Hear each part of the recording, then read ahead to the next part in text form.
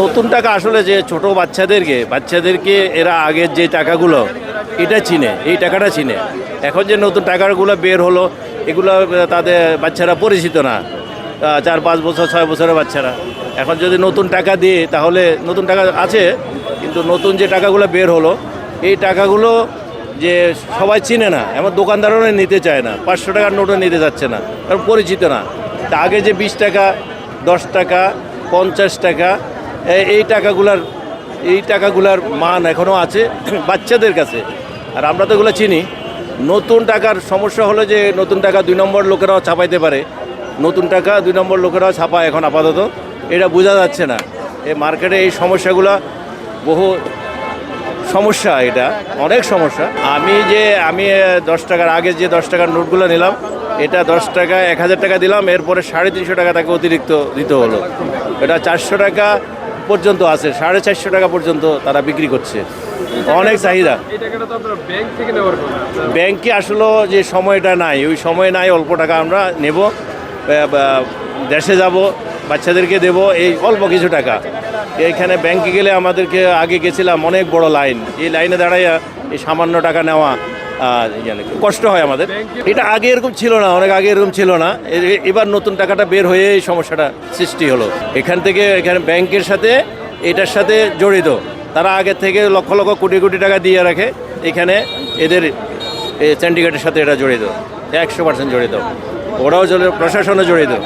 নতুন টাকা তো আসলে ভাই তো আনন্দ, আর ছোটদের মানে যখন আমরা সালামি দেই তখন তো আর কি নতুন টাকা দিলে ওরা একটু আনন্দিত হয়। কিন্তু নতুন টাকা আসলে টাকা আমাদের কেনা লাগতেছে, এটা কোনো পৃথিবীতে প্রথম একটা দেশ যে দেশে টাকা দিয়ে কেনা লাগে।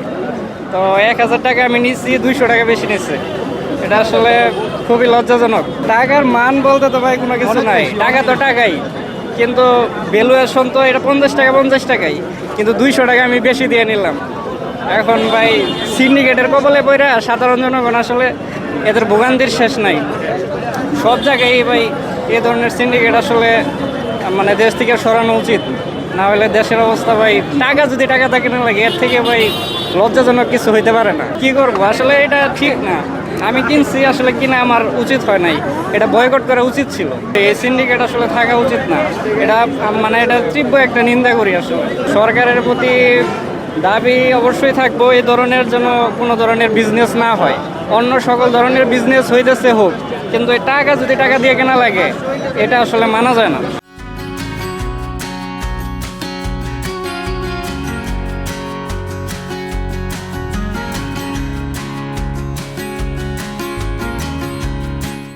1450 বান্ডিলে 450 টাকা করে টাকা দিয়া টাকা নিতেছি।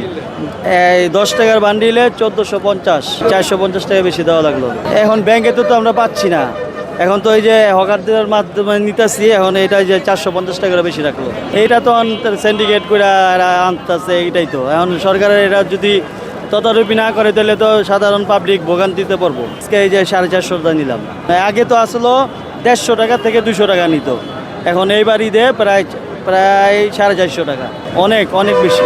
ওই আগের থেকে তো আর এটা না, মানে যেটা জাস্ট এটা একটা সৌন্দর্য করছে, এইটাই আর কিছু। এই পোলাপানের ঈদের খুশির জন্য দেওয়ার জন্য নিতেছি। আইসি পোলাপানে নতুন টাকা ঈদে দিতাম, মানে এত কিনা সম্ভব না।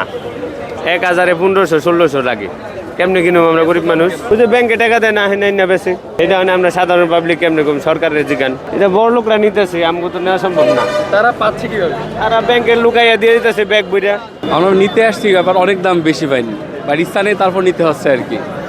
ঈদে বাড়ি যাবো, সবাই গিফট দিব, এই কারণে আর কি। কিছু করার নেই, বাংলাদেশ ব্যাংক যদি এদের কাছে দেয় আমরা কি করতে পারি? আর বাংলাদেশ ব্যাংক তো ব্যাংকে দেয় নাই, দিইনি তো, মানে গ্রাহকদের দেয়নি তো। এটা বাংলাদেশ ব্যাংক বলছে আর সরকার বলছে, এটা আমাদের কিছু করার নেই।